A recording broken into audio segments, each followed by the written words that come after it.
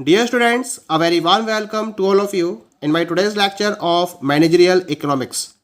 In today's lecture, we will discuss upon producers equilibrium और least cost combination of factors.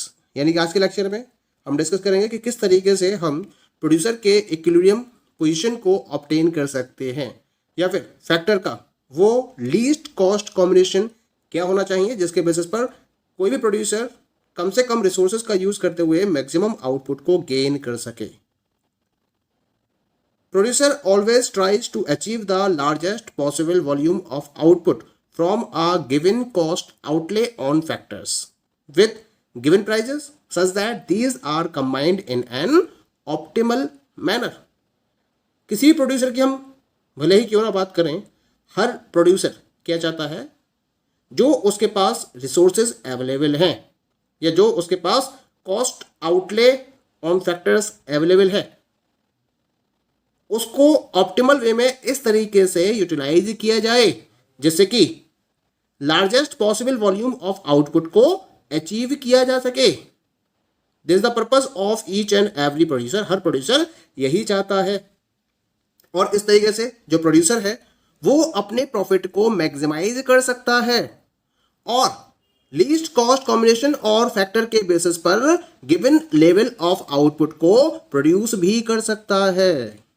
तो एक particular output level को वो obtain करना चाहता है on the basis of the given combination of factors और इनपुट्स और उसके बेसिस पर वो अपने प्रॉफिट को मैक्सिमाइज करना चाहता है. तो इस least cost combination of factor को हम कहेंगे कि it is the optimum level for the producer और ये प्रोड्यूसर के इक्विलिब्रियम पॉइंट को डिफाइन करेगा क्योंकि इस लीस्ट कॉस्ट कॉम्बिनेशन के बेसिस पर वो उस पर्टिकुलर आउटपुट को अचीव करेगा जो वो अचीव करना चाहता था. इसका मतलब प्रोड्यूसर को यहाँ एक मैक्सिमम आउटपुट मिल रहा है with the help of the given inputs. तो हम इस particular least cost combination of factors को प्रोड्यूसर के इक्विलिब्रियम पॉइंट के नाम से जानते हैं. प्रोड्यूसर इक्विलिब्रियम को डिटरमाइन करने के लिए हमारे पास एक आइसो कॉस्ट लाइन होनी चाहिए और सीरीज ऑफ आइसोक्वाइंट्स या आइसोक्वाइंट मैप की अवेलेबिलिटी होनी चाहिए. तो अगर दिए हुए प्रोड्यूसर के रेफरेंस में हमें आइसो कॉस्ट लाइन दे रखी है और सीरीज ऑफ आइसोक्वाइंट्स या आइसोक्वाइंट मैप दे रखा है तो फिर उनके बेसिस पर जो प्रोड्यूसर है वो एक लेवल ऑफ आउटपुट को चूज करेगा जहां जो आइसो कॉस्ट लाइन है वो हाईएस्ट पॉसिबल आइसोक्वांट पर टेंजेंट होगी और जिस पर्टिकुलर पॉइंट पर iso cost line isoquant curve के टेंजेंट होगी उस पर्टिकुलर पॉइंट को हम प्रोड्यूसर के इक्विलिब्रियम पॉइंट के नाम से जानेंगे और इसके बेसिस पर हम इनपुट्स के रेफरेंस में लीस्ट कॉस्ट कॉम्बिनेशन को ऑब्टेन कर लेंगे. ठीक है, तो इसका मतलब हमें दो इंपॉर्टेंट टूल्स की रिक्वायरमेंट होगी इस पर्पस को कंप्लीट करने के लिए. The very first one is the isoquant map and second one is the iso cost line. तो अब हम डिस्कस करते हैं पहले तो इन दोनों के कॉन्सेप्ट को. क्या होता है आइसोक्वांट मैप का मतलब और क्या होता है आइसो कॉस्ट लाइन का मतलब और किस तरीके से इनको ऑब्टेन किया जा सकता है. पहले हम बात करते हैं अबाउट द आइसोक्वांट मैप. क्या होते हैं आइसोक्वांट मैप?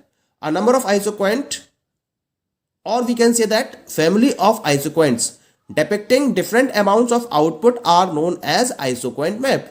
यानी कि जब हम एक ही प्लेटफॉर्म पर डिफरेंट अमाउंट ऑफ आउटपुट को रिप्रेजेंट करने वाले डिफरेंट आइसोक्वेंट्स को एक साथ रिप्रेजेंट करते हैं तो जो हमें फैमिली ऑफ आइसोक्वेंट्स मिलती है that family of isoquants is known as the isoquant map.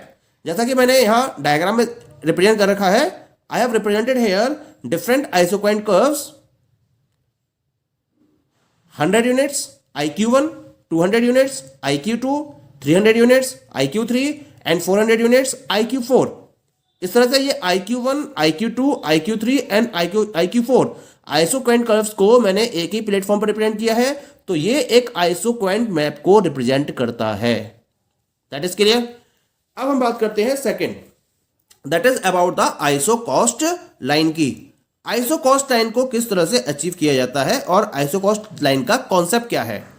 Iso cost line it represents all the combinations of two factors, जैसे हम लेबर और कैपिटल की बात कर रहे हैं, that the firm can buy with a given outlay for a given set of prices of the two factors. क्या मतलब हुआ इसका?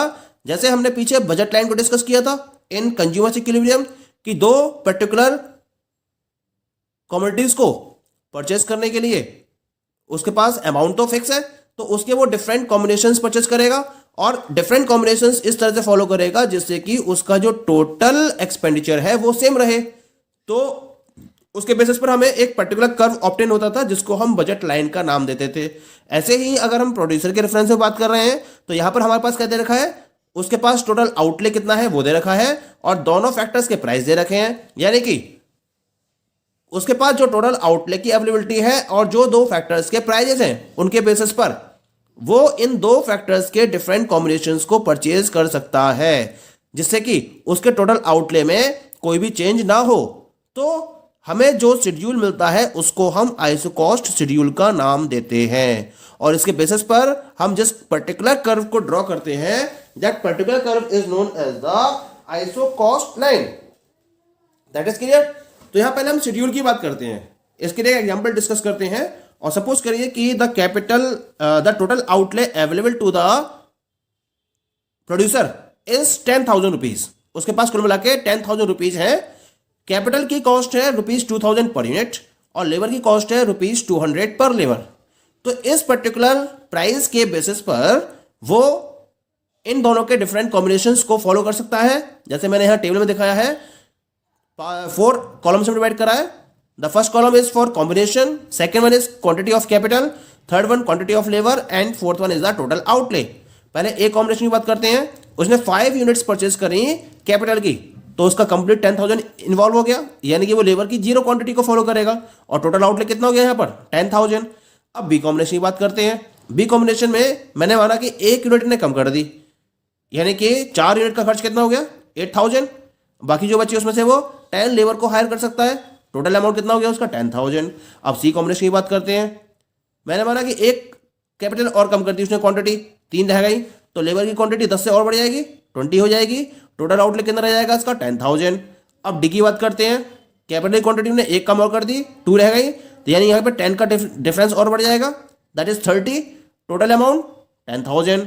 ई combination 1 unit capital 40 units labour and 10,000 total outlay रह जाएगा। एफ में क्या होगा, यह कैपिटल को 0 कर दिया तो मैक्सिमम लेबर कितनी परचेस कर सकता है ये 50 और टोटल आउटले कितना रहेगा इसका 10,000। तो इस तरह से हमारे पास ये शेड्यूल ऑब्टेन हो जाता है जिसको हम आइसो कॉस्ट शेड्यूल का नाम देते हैं। और खास बात क्या है, यहां मैंने लेबर और कैपिटल के डिफरेंट कॉम्बिनेशंस को रिप्रेजेंट किया है, लेकिन हर कॉम्बिनेशन में जो टोटल आउटले है वो सेम रहता है, उसमें कोई भी चेंज नहीं आता है। तो ऐसे शेड्यूल को हम आइसो कॉस्ट शेड्यूल का नाम देते हैं। अब हम इस आइसो कॉस्ट शेड्यूल के हेल्प से आइसो कॉस्ट लाइन को ऑब्टेन कर सकते हैं। कैसे ऑब्टेन करेंगे? So this is the representation of the ISO cost line। यहां इस डायग्राम में मैंने x एक्सिस पर लेबर को रिप्रेजेंट किया है और y एक्सिस पर कैपिटल को रिप्रेजेंट किया है। लेबर को मैंने 10, 20, 30 के स्केल पर डिवाइड किया है और कैपिटल को 1, 2, 3 अप टू 6 के स्केल पर डिवाइड किया है। अब हमारे पास पहला कॉम्बिनेशन है 0,5, यानी कि 0 units of labour and 5 units of capital. Second combination is 10 units of labor and 4 units of capital. Third combination, that is the C combination, 20 units of labor and 3 units of capital. D combination is, that is 30 units of labor and 2 units of capital. E combination is 40 units of labor and 1 unit of capital. And F combination is 50 units of labor and 0 units of capital. तो इस तरह से हमारे पास different points मिल जाते हैं, A B C D E और F. क्या करा मैंने, इन पॉइंट्स को मैच कर दिया। तो मैच करने के बाद मेरे पास एक स्ट्रेट लाइन आई। This straight line A F is known as the iso cost line. इस स्ट्रेट लाइन को हम आइसो कॉस्ट लाइन का नाम देते हैं। तो इस तरह से हमारे पास आइसो कॉस्ट मैप और आइसो कॉस्ट लाइन दोनों ही ऑब्टेन हो जाती हैं। अब क्या करना है, हमें इस आइसो कॉस्ट मैप और आइसो कॉस्ट लाइन के बेसिस पर प्रोड्यूसर के इक्विलिब्रियम को ऑब्टेन करना है। तो कैसे ऑब्टेन करेंगे? Producer equilibrium is obtained at a point where the given iso cost line is tangent to the highest possible isoquant. हमारे पास डिफरेंट आइसोक्वाइंट कर्व्स होंगे आइसोक्वाइंट मैप में, तो जो आइसोकॉस्ट लाइन है वो जिस हाईएस्ट पॉसिबल आइसोक्वाइंट को जिस पर्टिकुलर पॉइंट पर टच करती है या उसके टेंजेंट होती है, वो पॉइंट प्रोड्यूसर का इक्विलिब्रियम पॉइंट डिटरमाइन कर लिया जाता है। जैसे इसको आप समझ सकते हैं with the help of the given diagram. यहां एक डायग्राम आपको दे रखा है और इस डायग्राम में मैंने प्रॉपरली रिप्रेजेंट किया है अबाउट द